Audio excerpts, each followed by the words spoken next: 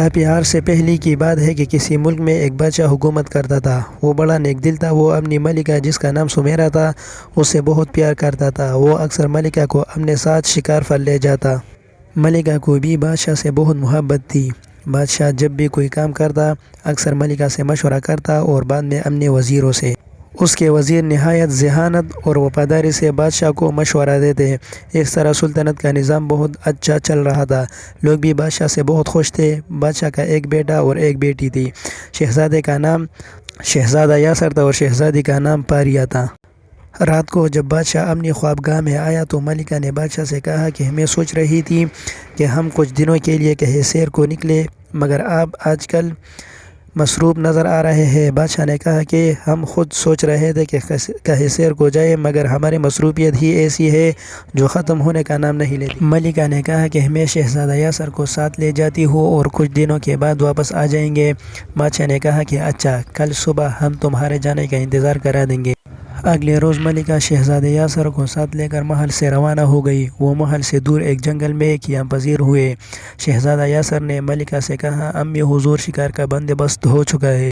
اگلے روز کافی دیر تک ملکہ اور شہزادہ یاسر شکار کھیلتے رہے۔ پھر کچھ دور ملکہ نے ہرن دیکھا۔ وہاں اسے کچھ دور ایک آدمی دکھائی دیا۔ وہ شاید وہاں کچھ کام کر رہا تھا۔ ملکہ نے بڑی احتیاط سے ہرن پر نشانہ باندھا اور پھر تیر چھوڑ دیا، مگر تیر ہرن کو لگنے کے بجائے آدمی کو جا لگا۔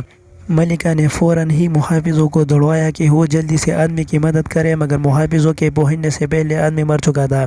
اب تو ملکہ اور بھی پریشان ہو گئی۔ اس نے محافظوں کو حکم دیا کہ اس آدمی کے کفن دفن کا انتظام کریں اور شہزادہ یاسر کو لے کر فوراً بادشاہ کی طرف روانہ ہو گئی تاکہ بادشاہ کو بتا سکے۔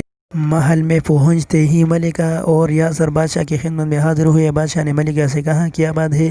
تم بڑی پریشان لگ رہی ہو۔